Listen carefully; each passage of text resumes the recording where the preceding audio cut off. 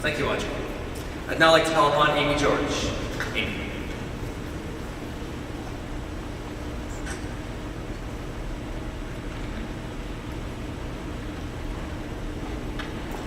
My name is Khalia.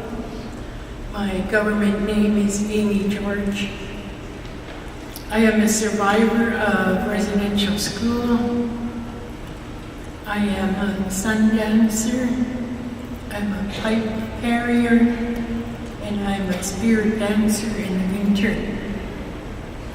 Of all the teachings that I ever got in my life have been from my own teachings and my own ways. My mother and father were great teachers, and yet I was taken from them to learn the scientific way. The Canadian government, when they built the schools, they said the ban on alcohol didn't work to get rid of the Indian people. The smallpox-laden blankets that were given out to our people didn't work. So they said, we'll take the children away from their parents. We'll kill the culture, the language, and the spirituality, and then they will die. So they built residential schools so that we would die. They said, we'll kill the Indian and save the man. The government gave instructions to punish them for every little infraction of the law. There's something called the white paper they sent to Germany to ask how much more they could do to us to break our spirit. They didn't just send a letter back, they sent a Nancy here. I remember having a Dr. Schonsfield who came to the schools, and he pulled all the teeth out of 12-year-old children and filled their teeth with no freezing. I remember when I had my teeth pulled out, I walked around with no teeth at all, and someone said to me, "Oh, where's your teeth?" And I said, "In the house." And then I thought to myself, why am I so comfortable like this? And it was normal, the little children running around with no teeth. Some of the elders, their jaws so out of line they could never fix it again because they've been so long without their teeth. That was just one of the things of the punishments that we endured. I was only 6 years old when I started getting strapped and starved. I was always hungry. Always hungry. They'd open up all the windows in the frozen dormitory, and we had one little blanket, so I learned how to bring my foot up and put my feet under my arm and double my little wool blanket. They also mentioned their diet at the fire this morning where we ate wormy beans every night. I thought the big girls were telling lies when they said we're going to eat our wormy beans until I got big enough to go in the kitchen and cook. And I saw the beans soaking and the little worms were floating to the top. And I started trying to scoop them out, and I was slapped, and I said, "You put that on the stove right now."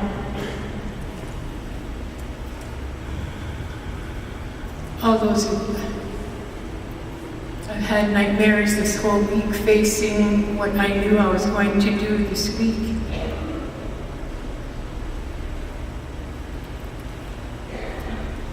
The government gave instructions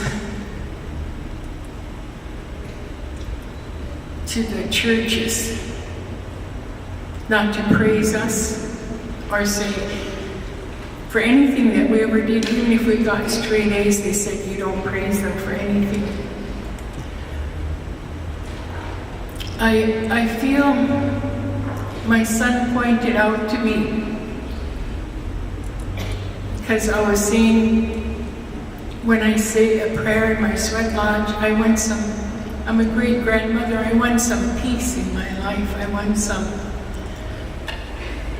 I just want to feel some peace in my old age. And he said, look at yourself, Mom. I did some of the opening. My son is Reuben George, who is employed by the Tsleil-Waututh people, and we're fighting for our inlet. Tsleil-Waututh means people of the inlet.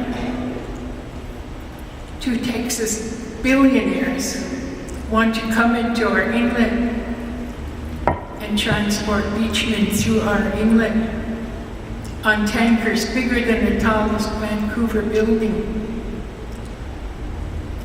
It's not if when there's an oil spill, it's when there's an oil spill. But 100 years from now, they'll be still thick in the water. It will affect the waters all the way to Prince Rupert. The fish will die, the bear will die, the deer will die, the trees will die, and we will die. Both sides of the inlet.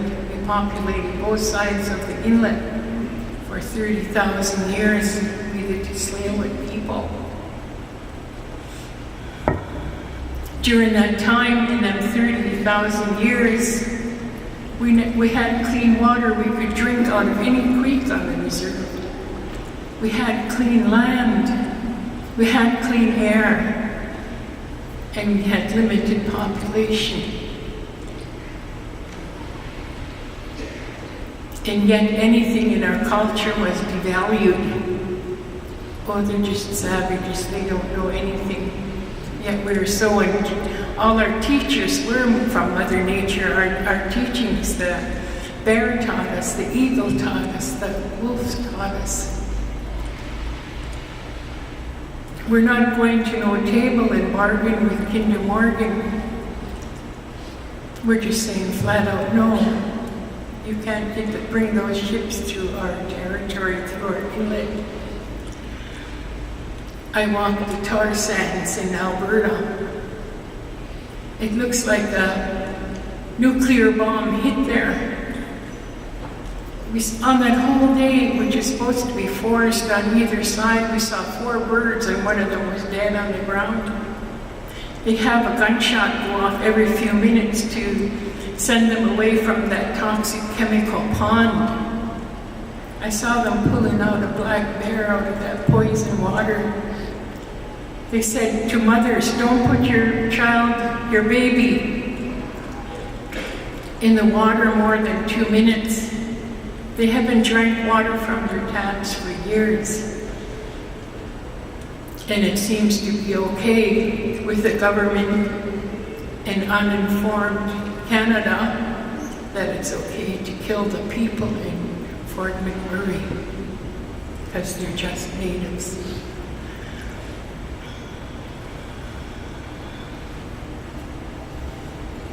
I have seen the destruction. I've walked through it. Just miles and miles of nothing, just sand. And they put trees as a curtain so you can't see the devastation there. And they're going to move on further. They only taken out 30% of the tar out of those sands in there. They see on TV, oh, we're going to keep your cars running, we're going to keep your houses warm. And all of the wonderful things that the oil's going to do, and that's a lie. The only people who will benefit from it is Kinder Morgan. It will be shipped through our inlet down to California, refined and sent to China. Those are the only 2 that will benefit. Nobody in BC is going to benefit. They're just going to, they almost pocket $1 million every time a ship comes in and out of my inlet. When I spoke to my people about 2.5 years ago, when we first started hearing that Kinder Morgan was going to come into the inlet and dredge into our inlet, we had a gathering, something like this, and it was mostly my own people. I said, you can't just sit down and say, somebody will take care of it, somebody will stop them, something's going to happen. No. I said, it's up to you now. You guys warrior up. So I'm saying that to all of you here also. Warrior up. Stand up and fight for something that's right.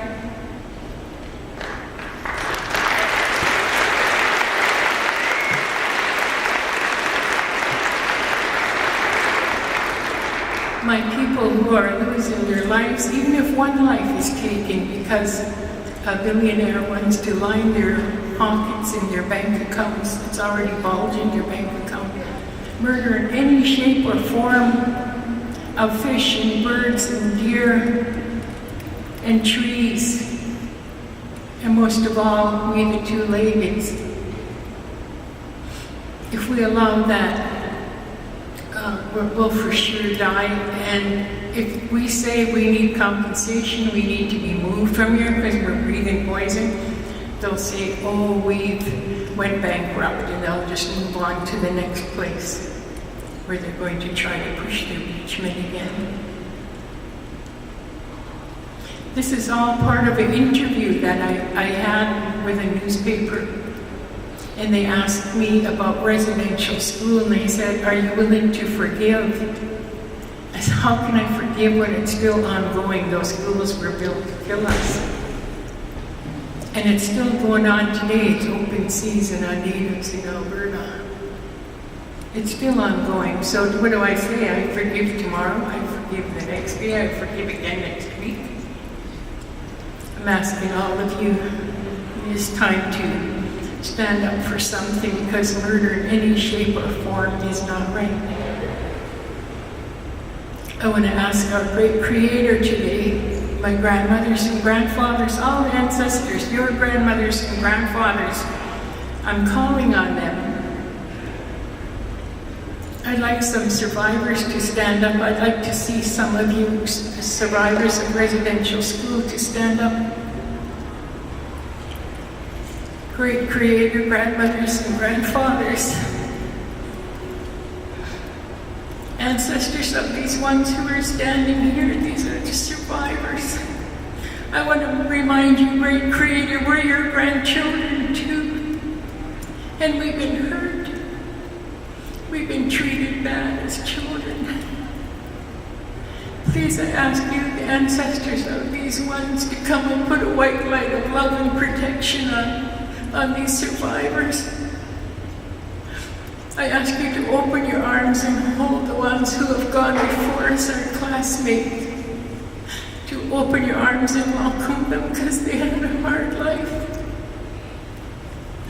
I bless each and all of you ones who are standing, to courage to come here and listen to what you're listening to. Pat yourself on the back.